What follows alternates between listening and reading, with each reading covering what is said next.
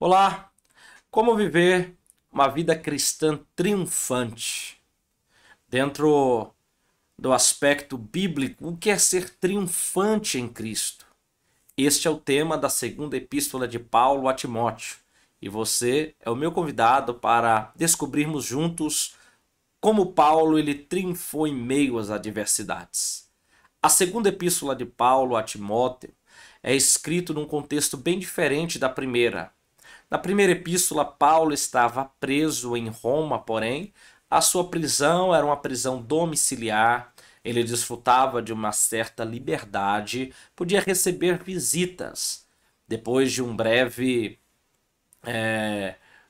soltura, uma breve libertação, ele é capturado novamente e ele é conduzido a Roma como um prisioneiro, agora como se fosse um marginal, um assassino, e este seu segundo aprisionamento é um aprisionamento bem diferente. Então, na segunda epístola de Paulo a Timóteo, nós vamos verificar como viver uma vida cristã triunfante de fato. Temos que Paulo está preso em Roma e a prisão na qual Paulo está preso não era mais aquela prisão domiciliar em uma casa alugada. Paulo agora está numa prisão chamada de prisão mamertina. Nesta prisão, que ficava no subterrâneo, que ficava embaixo da terra, o local era uma masmorra muito cruel.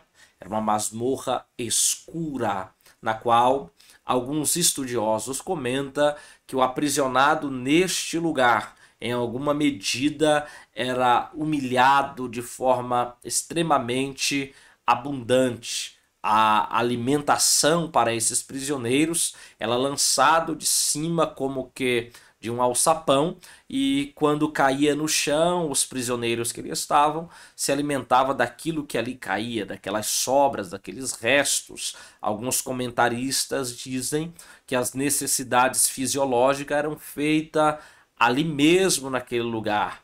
Um lugar terrível, um lugar fétido. Outros estudiosos comentam que nesta prisão eram recorrentemente jogado água dentro dela e os prisioneiros ficavam naquele terreno enlameado, aquele terreno cheio de barro. Alguns prisioneiros, seus pés apodreciam ali naquele barro, contraíam doenças muito terríveis naquele lugar. E é neste tipo de prisão que Paulo está preso agora durante o seu aprisionamento em Roma, este segundo aprisionamento, aí por volta do ano 66, 67 depois de Cristo. O imperador de Roma, Nero, era um tirano sanguinário que perseguia a igreja, perseguia os crentes, e dentro da sua perseguição aos crentes, Nero fazia muitos mártires cristãos. Os estudiosos, historiadores do cristianismo comentam que Nero ele fazia ao longo da estrada que levava até Roma os crentes de tocha humana para iluminar o seu caminho. Ao longo da estrada que conduzia a Roma, ele fazia os crentes serem crucificados para o seu deleite. Muito aborrecido e muito preocupado com o avanço do cristianismo, Nero resolve perseguir os crentes em Roma. E a história diz que ele ateou fogo em Roma, subiu em uma montanha e ali ficou assentado contemplando a cidade pegar fogo, a cidade ser destruída pelo fogo. Dos 14 bairros que tinha na cidade de Roma, apenas 4 sobreviveram. E por incrível que pareça, esses bairros que havia sobrevivido eram bairros onde moravam cristãos e judeus. Dessa forma, Nero ele martirizou o povo na cidade de Roma e por isso ele colocou a culpa do incêndio nos cristãos e nos judeus, que tiveram que fugir de Roma porque Nero vinha ensandecido. Nero vinha como um leão devorador para destruir os cristãos e os judeus da cidade de Roma. E é neste contexto de grande perseguição que Paulo escreve a segunda carta a Timóteo.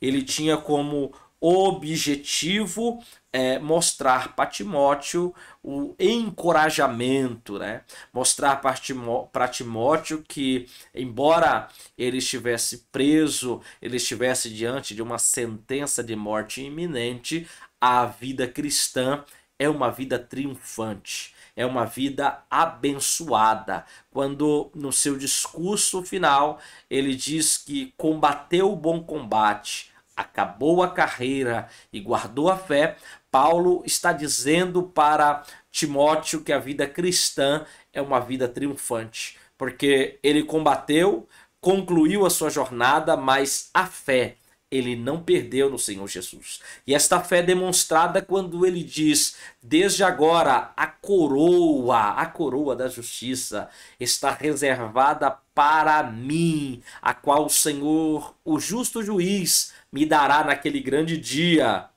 e não somente a mim, mas a todos quanto amarem a sua vinda. É neste sentido que Paulo apresenta para Timóteo a vida triunfante em Cristo. Então nós vamos ver que Paulo vai tratar sobre alguns perigos nesse último momento que ele tem contato com Timóteo, alguns perigos que estavam à sua volta, que estavam rondando a igreja. Timóteo está agora bem desmotivado, bem desanimado, perdendo o vigor do seu ministério, e Paulo escreve esta segunda epístola justamente com a finalidade de animá-lo, com a finalidade de recobrar o ânimo de Timóteo. Então agora ele, que é o pai espiritual de Timóteo, ele afirma a Timóteo que ele é alguém que foi chamado por Deus.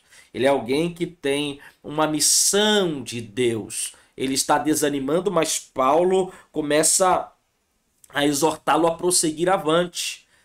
Timóteo, neste momento, ele era líder, pastor da igreja em Éfeso, uma grande igreja, uma cidade cosmopolita, na qual as heresias se multiplicavam continuamente, e a sua missão era resistir às heresias, resistir aos hereges, combater ferozmente contra isso, cumprir o seu ministério, pregar o evangelho em tempo e fora de tempo, exortar aos obreiros novos e velhos sobre a conduta moral, a conduta ética, a conduta espiritual.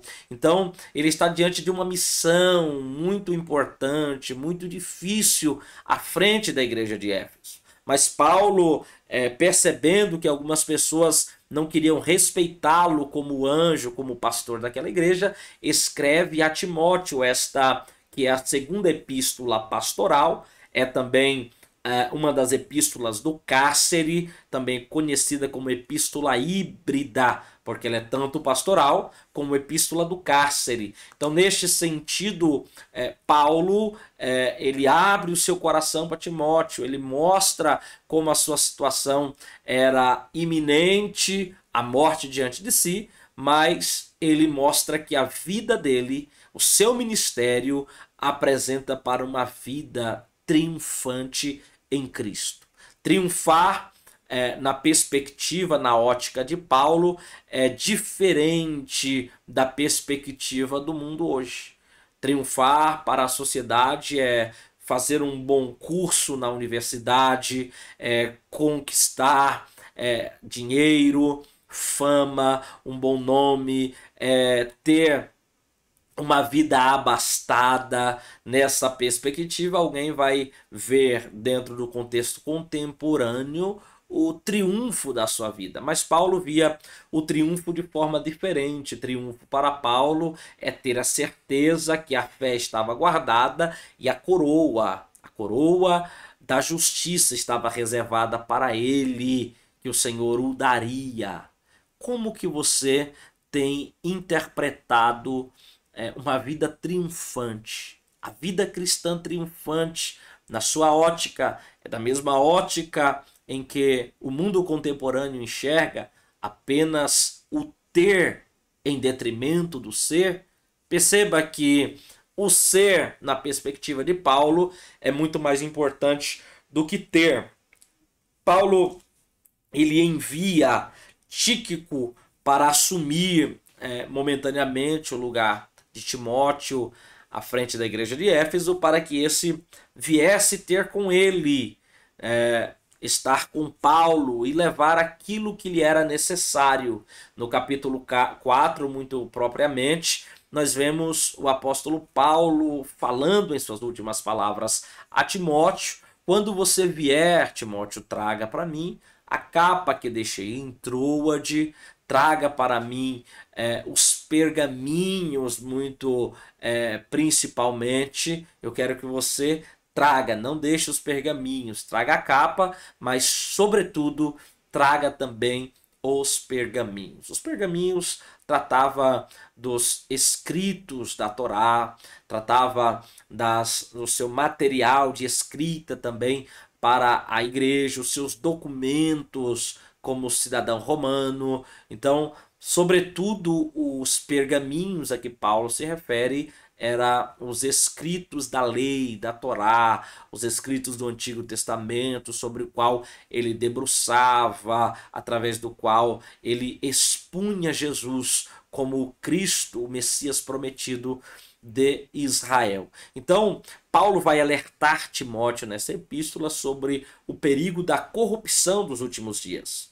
Ele vai fazer um alerta muito diretamente a Timóteo acerca desses perigos que estão rondando a vida cristã, a corrupção moral, a corrupção familiar, a corrupção doutrinária, a corrupção social e espiritual. Note, queridos, que este perigo ou estes perigos, eles continuam a rondar a igreja, a vida cristã, também no nosso presente momento em que a igreja está vivendo. Estamos diante de perigo da corrupção moral, corrupção familiar, corrupção doutrinária, corrupção espiritual e social. E é justamente nessa perspectiva que nós estamos aqui no YouTube para divulgar doutrina bíblica saudável, porque a corrupção avança neste mundo de então.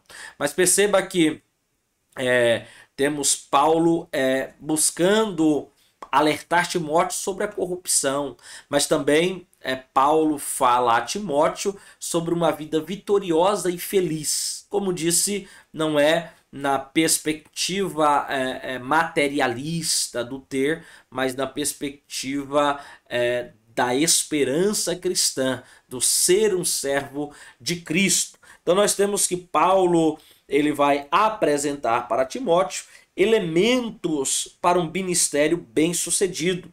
Então ele apresenta a Timóteo o entusiasmo valente para que seu ministério fosse bem-sucedido. Em segundo lugar, ele apresenta a Timóteo um ministério honrado, né? Um sofrimento de um ministério honrado. Então ele vai falar que nessa perspectiva ele não deve se envergonhar do Senhor Jesus, ele não deve se envergonhar de Paulo como prisioneiro do Senhor. Ele vai apresentar em terceiro lugar que um ministério bem-sucedido passa pela lealdade espiritual. Então o ministério, o ministro que é bem-sucedido é alguém que é leal à palavra de Deus.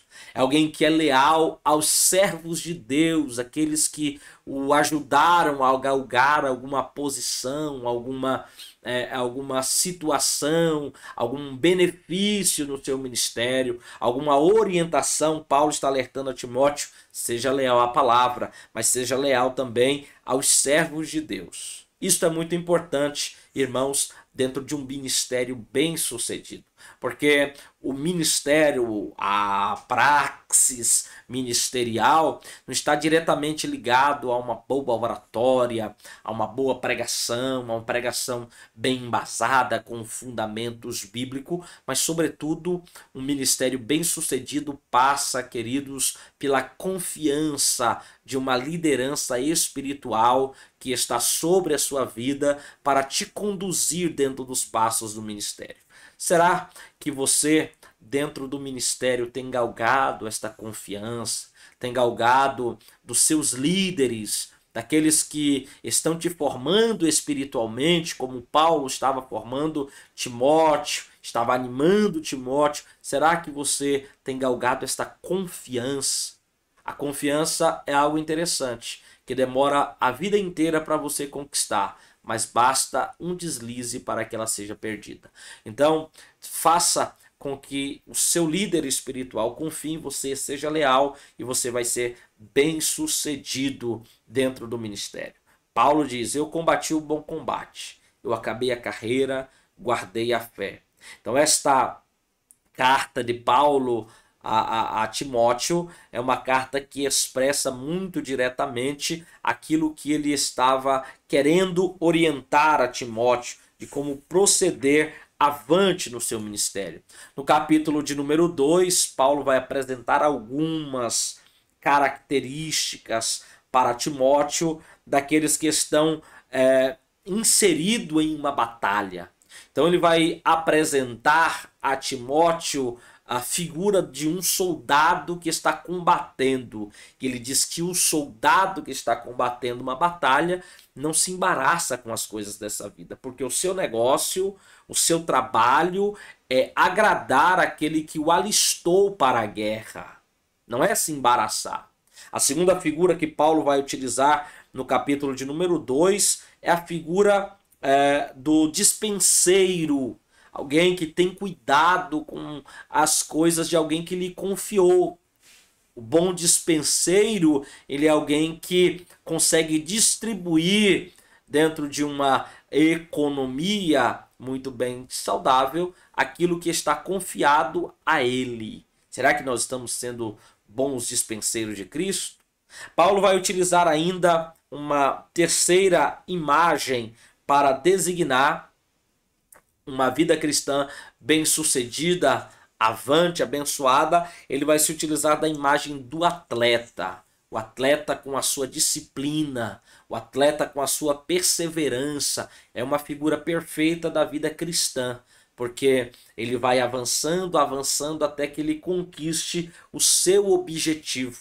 Mas o atleta na carreira mundana, ele busca para alcançar um objetivo material. Paulo chama na carta aos Coríntios de uma coroa corruptível, né? É como alguém que está buscando algo aqui desta vida, mas na jornada cristã, o atleta, ele é alguém que é determinado, ele é alguém que é dedicado, ele é alguém que é zeloso, mas com a visão ou com ênfase em alcançar a sua jornada espiritual, a coroa da justiça, a coroa da vitória, a coroa que nos dará o Senhor Jesus naquele grande dia. Muito bem, temos ainda no capítulo 2, versículos 6 e 7, a figura do agricultor que é paciente, do agricultor que espera, que está trabalhando a lavoura, porque ele sabe que a qualquer momento ele vai colher os frutos do seu trabalho. O agricultor precisa ser paciente, mas também ele não deve esperar com paciência de braços cruzados. Ele tem que cuidar da lavoura, tem que matar as ervas daninhas, ele tem que trabalhar para que a lavoura cresça e produza o seu fruto. Paulo apresenta também esta figura. Ele apresenta ainda uma quinta figura, a figura do obreiro, né? E o obreiro tem que ser zeloso, o obreiro tem que ser diligente. Ele diz: procura apresentar-se como alguém diligente, como alguém zeloso, alguém que está disposto disposto a fazer algo, alguém que está disposto a desenvolver alguma coisa dentro da vida espiritual. Uma sexta figura utilizada por Paulo ainda no capítulo 2 é a figura do vaso, né? Ele usa a figura da grande casa de Deus e diz que numa grande casa não há somente vasos de ouro e de prata, mas há também vasos de pau e de barro, vasos com uso para a honra e outro para a desonra. Deixa eu te perguntar, qual tipo de vaso você está sendo neste momento? Você está sendo um vaso de honra ou um vaso de desonra? Um vaso utilizado por Deus em qual propósito? Para honrar, ou você está sendo um vaso de desonra? É importante pensar sobre isso. Ele diz que não é só vaso de ouro e de prata, vaso de pau e de barro. Aquele que se purificar, ele vai ser um vaso de ouro, ele vai ser, melhor dizendo, um vaso com uso muito bem apropriado, com uso honroso para a glória do Senhor que irá usá-lo. Seja um vaso, um instrumento nas mãos de Deus. Muito bem, Paulo ele vai se despedir de Timóteo, dentro do capítulo 2, ainda dizendo que há a figura também do servo. E o servo é aquele que não tem desejo próprio. O seu desejo está atrelado ao seu senhor. A palavra doulos, usada por Paulo, significa exatamente escravo. E o escravo é aquele que a sua vontade está atrelada ao seu senhor. Seja um servo de Jesus, não viva dentro do seu ministério aquilo que você acha que é melhor. Viva aquilo que Jesus ele projetou para a sua vida espiritual e para o seu ministério. No capítulo de número 4, nós temos Paulo fazendo aí a sua despedida de Timóteo, apresentando que Timóteo viesse ter com ele, ou pedindo que Timóteo viesse ter com ele, e ele está extremamente sensível, ele está com o coração, às vezes, entristecido, porque ele disse, na minha primeira defesa, ou no meu primeiro julgamento, ninguém me assistiu. Aí ele vai citar alguns obreiros que fugiram, que cada um foram para uma parte. Ele diz que Tito foi para a Tessalônica, Crescente foi para a Galácia, outro foi para a Dalmácia. Ele diz, só Lucas está comigo. Mas a presença fundamental para aquele que tem uma vida e um ministério triunfante não é das pessoas, não são os amigos. A presença triunfante na hora da adversidade é a presença de Cristo, é a presença do Senhor que nos fortalece. Paulo disse, ninguém me assistiu na minha primeira defesa, mas o Senhor assistiu-me e me fortaleceu para que por mim fosse cumprida a pregação do evangelho a todos os gentios. Que ele disse, e eu fiquei livre da boca do leão. Você sabe que o leão ele é uma figura do nosso adversário. E o nosso adversário busca nos tragar e nos destruir continuamente. Mas eu quero dizer para você que, sobretudo, diante das ameaças, diante da perseguição, diante da luta contra o seu ministério, o Senhor ele estará contigo para te assistir, para te fortalecer, para te encorajar, e assim, o nome de Jesus será glorificado, o seu ministério será triunfante para a glória do nome do Senhor. Assim, nós encerramos esta breve exposição da segunda carta a Timóteo durante o segundo aprisionamento de Paulo. Esta que é uma epístola pastoral e também uma epístola da prisão. Que esse estudo possa produzir ânimo no seu coração, que seja uma bênção para a sua vida. Nos vemos no próximo vídeo do nosso canal. Você é convidado a estar conosco em nome de Jesus. Deus abençoe.